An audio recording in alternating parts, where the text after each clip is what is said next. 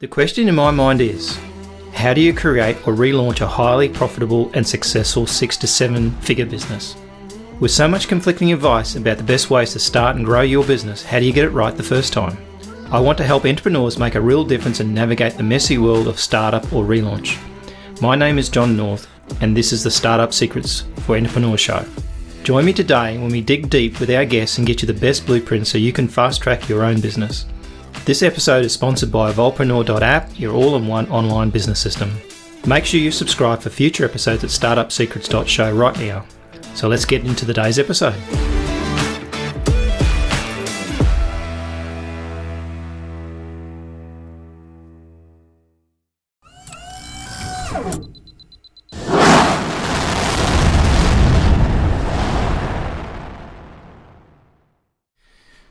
You're listening to the Startup Secret Show for Entrepreneurs. I'm your host, John North, and my very special guest today is Robert Joseph. I'll get you to help me with this one, man. How do you pronounce it? I'm used to it.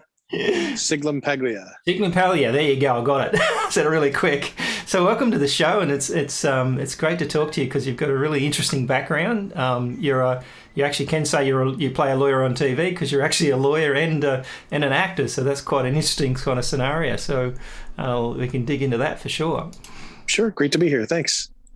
Cool. So your background, did you start as a lawyer and then become an actor, or did you just start as an actor and become a lawyer? I'm guessing probably the other way around. But I started as a lawyer, and I became a voiceover artist. Right. Which is a faction of acting. And then I started doing on camera after that and theater. So that was the order of things. Okay. So you should have got the job of Better Call Saul. You would have been more qualified, right? I'm pretty qualified now, I think, but I don't know how he stays in practice with things like that. He probably doesn't give you guys a good name at all, right? No.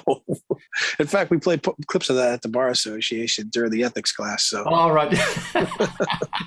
Well, John Cleese, when they used to have the Faulty Towers, that was built as a sales training video to train people on what to do. So, right, exactly. Yeah, so it's quite bizarre. I think the crazy thing about lawyering is it's a pretty boring job, really, at the end of the day. Like, there's not like on TV where they wrap it all up in an hour. Like, there's a lot of work. There is a lot of work. I wouldn't call it. It's some parts are boring. I like what I do. I enjoy what I do. Yeah. Yep. It depends on the area. If you're able to be fortunate enough as me and be able to pick the areas of law you want to practice, I find it very interesting. But it is a lot of work.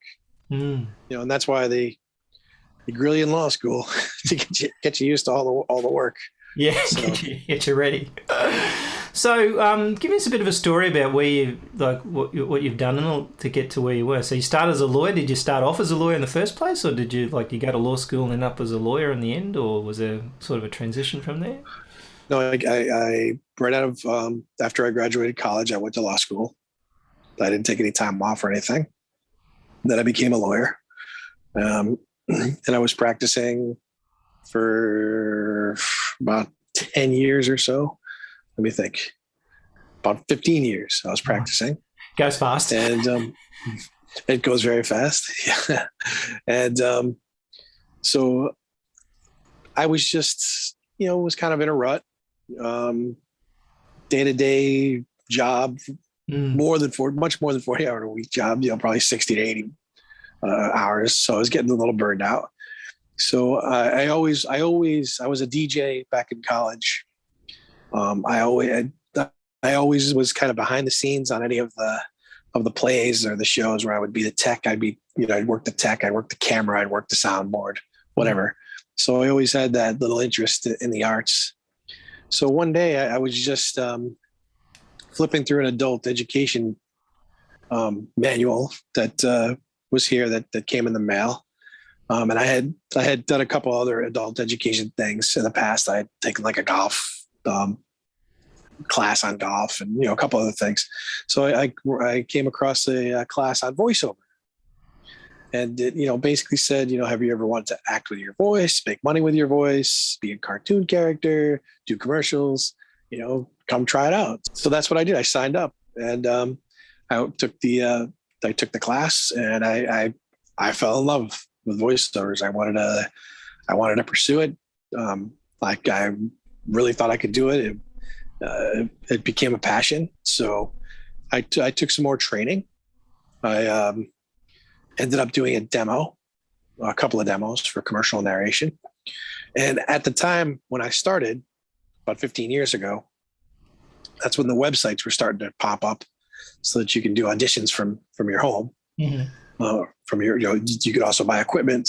Equipment was getting cheaper to buy so that you could do recordings from your house. Because you used to do this in a really proper studio, right? Like, the equipment was very expensive and you couldn't do it. Exactly. Right. The equipment now you can get from home equals the equipment from, huge $1 million studios, back years ago, for a fraction of the cost with the same quality because it's digital. So, so basically what I did some auditions and I got a gig pretty quickly, like about a month after I was auditioning.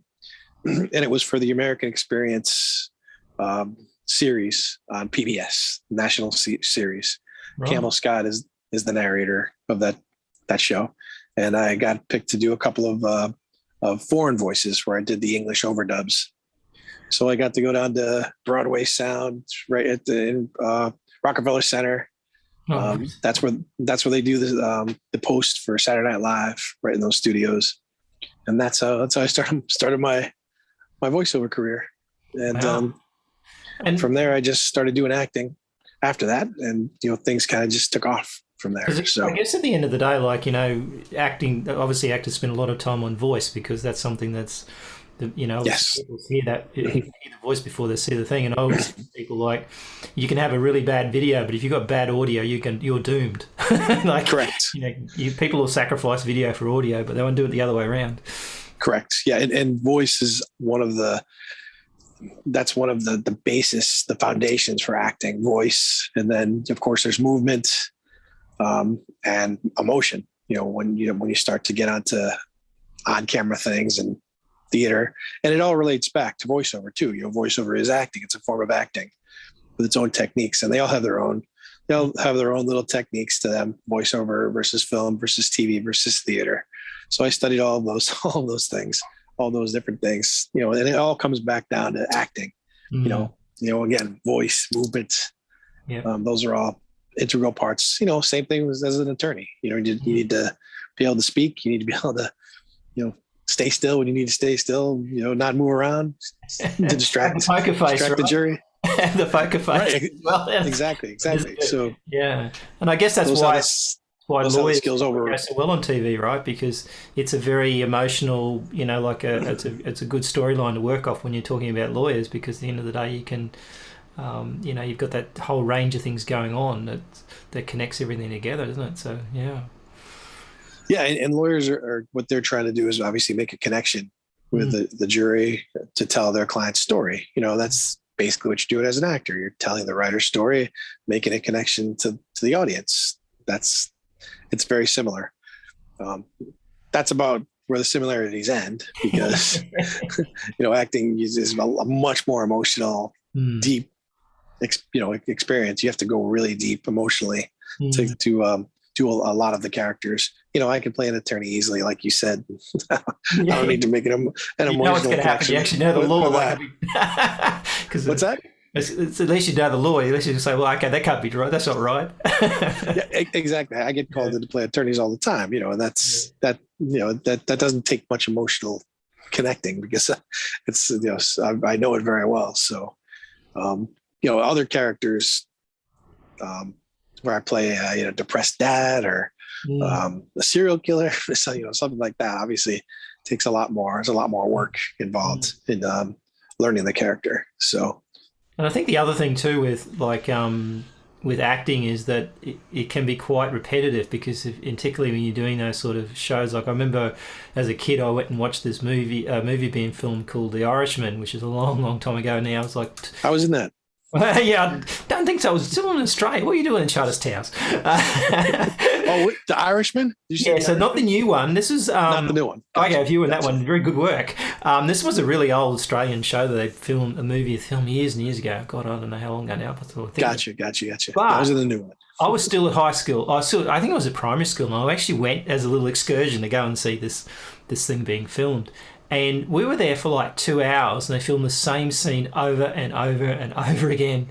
And I think people don't ever appreciate the amount of work that goes into filming 2 minutes. Like Correct. It's not, the amount of times they take it and redo it, and then it's not the easiest gig. It's not the thing that people would think it is when they go, "Oh, I just show up a bit of acting and go home." They're out for the hours. Like it's not as glamorous as it seems. That's for sure. Yeah, they average about 5 pages a day filming. That's the average. So, they have to do different shots, different angles, close-ups, and so all that. They have to keep setting up the lights every time they do one of those different shots. So that's why it takes so long. So, and plus you have to, no director wants just one take. They want multiple takes so that the editor. So the editors can choose too. They want to be able to make a choice on what they like better, what fits better. It's definitely a whole. It's art and science at the same time. So. And nowadays, TV is becoming far more like movies. Like a lot of the series they put together, a lot of these DC stuff and everything, so sophisticated in what they do that. And they managed to put almost film a movie every week. So it's certainly come a long way from the old days. So, absolutely. You talked about TikTok before, like you actually, and I guess this is the big tech conversation because it's probably something that I sort of like worry about, and I think is that big tech is getting so much more control over your life. And I was reading something the other day that said, let's say you've got a Google login and Google decides to ban you. And you use your login to control your house and your security system and all that sort of stuff. Now you've lost control of everything that you actually own. And so I think there's a wake-up call for privacy and obviously this whole big tech controlling your life thing. So tell me a bit about the whole TikTok story because it's quite an interesting thing. It kind of... Yeah, sure. That's my legal life. Yeah, let's switch out to your legal life for a second. Yeah. So I'm a voiceover artist. So many of the voiceover artists come to me for advice, or if something happens legally, they'll come to me so I can represent them. So what happened was the original voice of TikTok is a voiceover artist that I know, one of my friends out of Canada. And she discovered that TikTok was using her voice for the text-to-speech feature. Wow. And she didn't give them permission to use her voice. She had done another job back in, 2018, years ago. She had just recorded the lines for them. They were supposed to be for a translation type of job. That's what they told her. And then apparently TikTok bought these files from this company. And so my client she ended up as the voice of TikTok, text-to-speech voice. So we filed a lawsuit to try to get her some compensation. And they took her voice off now, which is good for the time being. But we're working towards getting her back up there and getting some compensation for her for the use of her voice. Or any of this sort of work, right? What people don't understand is that when you do a job, then technically often there's royalties attached to that, or annual renewals and things around that. So it's not just a case that you just did a voice job and you get paid. There's more to it, right? Well, it could be where you don't necessarily get residuals, but you should get paid fairly for the usage of the job. So, if it's a job that's going to be like that, TikTok, where it's going to be used in all around the world from anybody who wants to use your voice, the pay you should get paid accordingly to how it's being used. So it could be paid up front, or it could be paid in residuals over time. However, it doesn't really matter the method. It's like stealing something out of your house, right? Same principle. They've taken something that you technically own. Right. Exactly. Or, it's like, giving you 5 cents for the original Constitution of the United States, that kind of thing, So you're giving something $1 million of value away for 5 cents, under some kind of false pretense. So that's how I equate this. But it's also the artificial intelligence side of things. That's the scary part. Yes. Because technology is getting good enough now where you don't even really need to know that you're recording files. Like this podcast, for example, the technology is good enough where they can go take your voice and just take all these old files, and then they can create text to speech, synthetic voice of you, so you can be saying things on some other website, that was constructed, by a script that someone uploads. So exactly. So it's quite funny. I had a guy do this voiceover for me on LinkedIn. He just offered to do it, right? And I played it to someone, a couple of people, and they go, "Oh, that sounds like a robot did it." And I said, "No, that's a human did it." And it's like now they can't tell the difference. Like now they think it's a robot and it's a human. Right? Now you're in big trouble. Right? It's getting very robot voices, or as you say, the text to speech voices they're getting very sophisticated. So actually the technology is there where you can't even tell anymore. It doesn't sound like a robot anymore. No, because what they can do now in film, speaking of acting in film, is they can take the soundtrack. So an actor acts an entire film, and they can take the sound that they recorded for that film, and they can have the computer come in and do the dialogue replacement at the end. So if they need to replace a line or something like that, they can have they don't need the actor to come in anymore. Wow. They can do it by computer.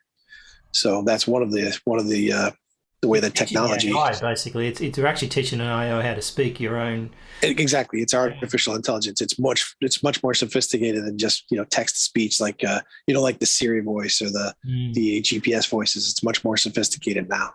So Siri was actually originally the voice of Siri was an Australian. Did you know that?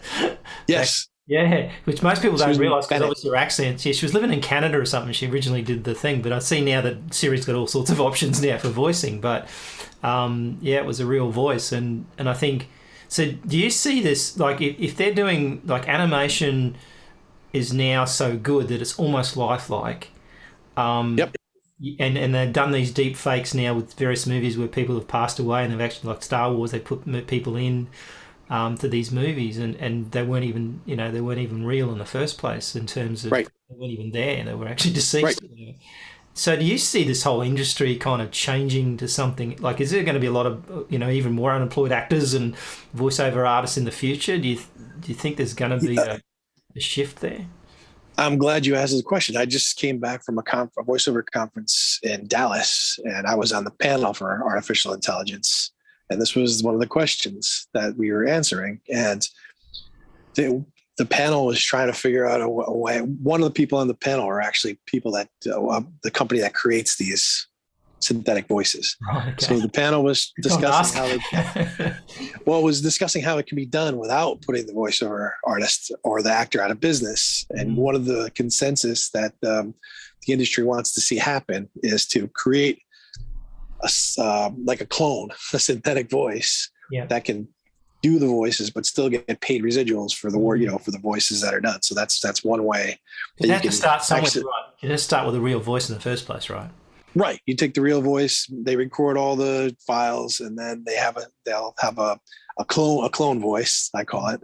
It's called a synthetic voice. And then they can have their clone doing work, automated, and they'll get paid for each, whatever is read, whatever script is read. That's one way that they're trying to incorporate the technology so that the actors, still can get revenue out of it. That was one thing that was discussed, and who knows where it's going to go, but it has the potential, obviously, to put people out of work. So hopefully that won't happen. Hopefully they'll do it ethically. So depends on people wanting the real thing. Like what I found is that when you do something that's a bit rough around the edges and that sort of stuff, people appreciate that kind of rawness, and obviously that's why reality TV does so well, and it's cheap to produce. So I think at the end of the day, they're assuming that they're saving money and doing stuff, but will the ultimate audience turn around and go, "Look, I'm not listening to a computer. I don't want to." Well, right now, that's the debate right now. Like that's the consideration right now. But as in the future, you're not going to be able to tell. You're not going to be able to tell the difference. So that's where it's going to get, where we're going to need some kind of safeguards, because the computers are getting so good now, and the artificial intelligence is getting so good, you will not be able to tell that it was piece together like you can now. Control your destiny and create a complete business system for your online business. Evolvepreneur.app offers an easy and cost-effective way to build your online business by helping you avoid the pain and stress of implementing multiple systems, giving you the freedom to automate and scale. Support our sponsor by grabbing a free copy of Startup Secrets for Entrepreneurs at evolvepreneur.app. But that technology is advancing very fast. Yes. So you won't be, when you hear a recording, you won't be able to tell if it was recorded live or if it was a synthetic voice. So that's the scary part. And the trouble with AI is that it's going into all sorts of areas. I mean, I've watched a bit of stuff about this, but the reality is that if you have AIs can replace jobs, and I was reading this book about this concept that about every 10 years, the jobs will change dramatically. So you could work from being, 10 years ago, you could be a lawnmower repairman, and now you have to be a drone engineer. And right. And that's a big shift between one and another. I mean, going from being a lawyer to voiceover doesn't seem like much, but there's a lot to it. Right. And years of training and all that sort of stuff. So the concern here is that when people have to shift from one major profession to another, they're going to need time to train, and no one's going to pay for that. So you're basically going to be unemployed during a period of time to relearn, and the old job's not available anymore. And so you could actually become what they call a generation of useless people, in that they don't have anything that they can actually do because those jobs have been taken away from them, and they don't have the time or the skill set to learn something new. Yeah, it's very true. I was just talking to a friend of mine today who he oversees the Mercedes factory. He does the logistics. So he went to visit the factory, and he was telling me, like most of the factory now, there's on the assembly line, it's all robots. There's no people. Yeah. They used to do all those jobs, in Detroit. They used to, so now there's very few people at the end that come in to do some of the stuff, but it's all replaced by technology. So, I mean, why can't a synthetic voice replace a human? I mean, if it can be done with a car, and to those standards, you build a car, you can build a voice, right? And I think so. I mean, it becomes an opportunity at the same time for an entrepreneur, because when you look at the way that things are shifting, the question you've got to ask yourself is, well, what's the future look like? Will anybody have any money to spend on buying anything? Are they all going to be either working for large corporations and these big tech guys, or is there a way to kind of build something and take advantage of what's going to come? And right. That's a tricky one. Like, I don't know. You can't really predict the future, and the trouble is you think you know what's going to happen in the future, but it doesn't happen the way you think. Right, of course. I mean, but every technology does create different there definitely will be opportunities. What they will be, like just voiceover alone. That's a perfect example. The technology's gotten so good that you can record studio quality, broadcast quality from home. I'm sure many things that you see on TV, commercials, or even narrations for documentaries were done out of someone's home studio, in broadcast quality. So that technology, that's over the past 10 or 15 years, same kind of thing. So we'll just create content for each other to watch, and we'll do nothing else, get paid by the government to sit there on your bum and watch Netflix all day. Sure, that sounds good to me. It's like a plan, right? So what's in the future for you right now? Is it where's your so voiceover is kind of like your side gig that you do to thing, or is it something like you'd like to kind of make it a full-time job, or what's your plan? Well, so I also produce films and TV shows. So I do a good mix of lawyering, acting, and producing. That's a very good mix. Makes it a very interesting day. I would imagine if you're switching between all three in one day too sometimes. And I do. And today was a perfect example. I had 2 voiceover auditions that came in that I had to record. I had an on-camera audition that came in that I had to record, and I had plenty of legal work that I had to record. And I just had a meeting for a film that we're producing next month. So today was one of those days where it ran the gamut. But it makes it, like you said, it makes it interesting for me. Yeah. And they all do interrelate. So, the legal was how I got into everything. So that was because I learned the business through the legal side. So that was how I was able to branch out to be a producer. Because I would represent a lot of filmmakers that wanted union papers done or contracts going on there, right? You got a web of intrigue in there going on. Right. So then eventually they asked me to produce some things, and that's how I became a producer. So I could do the business side and the art side, which is where that makes me kind of unique, because I can do, I can even act in my films. I try to find films that have a good part that I can play. So that's another way I can control my career. Control your own destiny. And I think that's an interesting thing. To be able to, you see that nowadays with artists and stuff like that. There was something said about the concept that when music is produced and you go through a distribution and you get distributed by one of the major guys, that artist makes very little money out of it. And so the people who are suing for royalties or suing for rights are those usually the distributor, not the artist. And so the artist self-produces and produces it themselves. They get to keep all the money. And so you've got this whole shift between the artist now not necessarily relying on distribution. Same things happen in books with Amazon. Now it's happening in films and TV. That's what I do. So it opens up, and you've got all this streaming TV. So once upon a time, you had a few channels to come on. Now you can come on hundreds of them. So I think it's a huge opportunity for people to self-produce, self-create. When some producer would say, "Oh no, you're horrible. You're not putting you on that."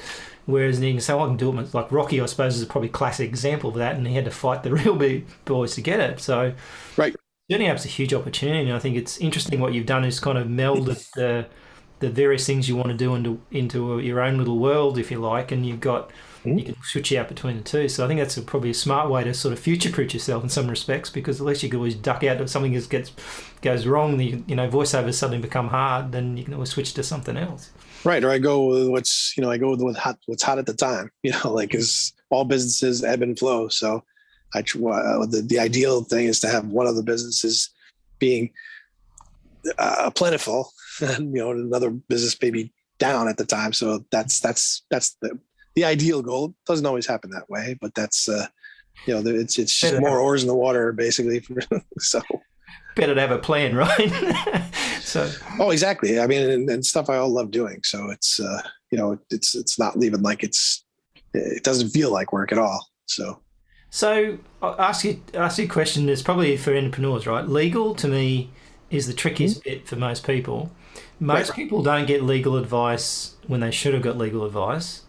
And other people, they go to legal advice every 5 minutes. So I call them hypochondriacs. So as soon as they want to, you probably get this in your clients. So they start getting you check something. So what are you checking this for? It's obvious. What's the best piece of advice you can give someone from a legal perspective if they're, writing legal agreements, they're signing legal agreements, they're doing all this sort of stuff? Do you get that sort of scenario? What's the best piece of advice you can get? Because obviously you can spend a lot of money on legal advice and get no result, right? Right. So the best piece of legal advice I can give is to know when you need legal advice, to become experienced enough to know, because, people shouldn't set up their own LLCs. Like I see that all the time. Mm-hmm. They should let their professional, their accountant or their lawyer handle that. One mistake there, and that's a big bad idea, right? Right. And you're not going to find out that you made a mistake until you're sitting in court. That's what you're going to find out. So anytime you have a contract that you either have to draft or sign, if you want to draft it yourself, let your lawyer look at it first before it goes out. Or if it's coming in, you should definitely have someone review it, because I can almost guarantee you when you get a contract in from a client that there's going to be things in there that have to be changed, because it's going to favor the client. The client's lawyer wrote it. Yep. And it's going to be all one-sided. So there's going to be things in there that you need to change. So if you're lease a building, like the pieces the guy's giving you the lease there's all pitched for him, right? It's not for the person renting. Exactly. Yeah. So if you're experienced enough as an entrepreneur in that business that you know the changes to make, great. But if you don't, then you should have your lawyer do it for you.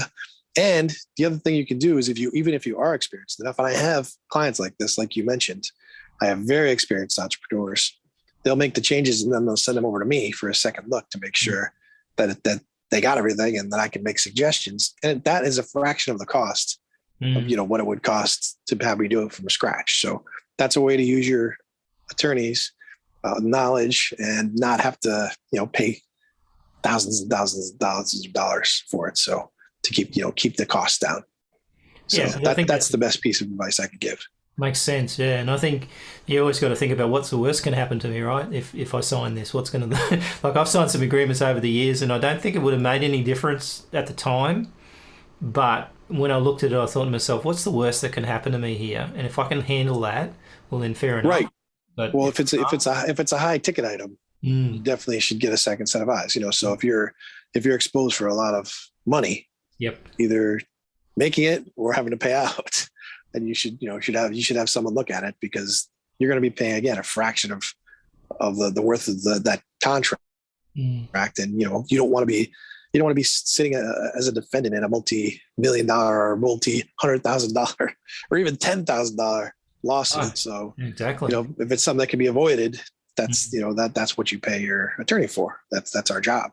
So and people are more litigious than ever. I mean, I think we probably rubbed off a little bit in Australia now. Like, it's probably not as bad in Australia than it was in the US, but it's getting worse now because people are willing to go to court for almost anything now. So, you just to be a nuisance in some respects, just to get a better deal, right? I mean, for personal things, people are definitely more litigious, but for business dealings, I think that's pretty consistent, because like if someone breaches a contract and they're losing money, they're going to bring a lawsuit or they're going to do something to try to recover their money. So I think that's a little different for business than it is on the personal side for litigation. Yeah, and I mean, normally you don't do it to annoy someone unless you're really up for a fight. But at the end of the day, it's Or if there's a lot of money involved. Yeah, exactly. The reason. Like if there's a small sum, they're not gonna, you're not gonna get sued over a small sum, but you still may have to answer a legal letter or something like that. So because money's money, and businesses they're not just gonna walk away from money. If someone breached a contract, they're gonna try to get the money back. Yeah, try their luck. Right, exactly. Maybe the company's out of business, and so they're not going to pursue it. But there's business is a little different. So I don't see inflated litigation in business, but I do see inflated litigation for personal things. Yeah, definitely. So, so thank you so much for coming on. So you've got I guess a bit of shameless promotion. So you've got a book. Yes. The name of that book, it's called. Let me tell me the name of the book. Voiceover Legal, I think it's called. Yes. Okay, so Voiceover Legal, correct. That's an Amazon best-selling book. And what's the best way to get in touch with someone who wants to talk to you? I'm not sure what they want to talk to you about. Who are you looking for? Who'd you like to outside Spielberg, which I can't really arrange, but I'll give you both my websites. So my law website is robscigesq.com. That's my law. Cool. My acting is robpaglia, robpaglia.com. That's my acting site. Oh, right. That's my stage name, Paglia. Yeah, sounds like a better plan, right? It's cool. A little easier to pronounce. Yeah. We'll put those links up as well so people can find them if they haven't listened properly, because a lot of people pay attention. So I really appreciate your time, and maybe we'll get you back soon when we have a next exciting installment on your acting caps. Great. Yeah, I've got films that are coming out. So, and I've got a couple on Prime. So I'd be glad to come back for sure. Well, thanks so much, and I'll talk to you again soon. Thank you very much. That's a wrap on another awesome episode for the Startup Secret Show for entrepreneurs. Just before you go, if you like this episode, we'd be very grateful for a 5-star review. Please also consider recommending the show to a friend or two. Make sure you subscribe for future episodes at startupsecrets.show right now.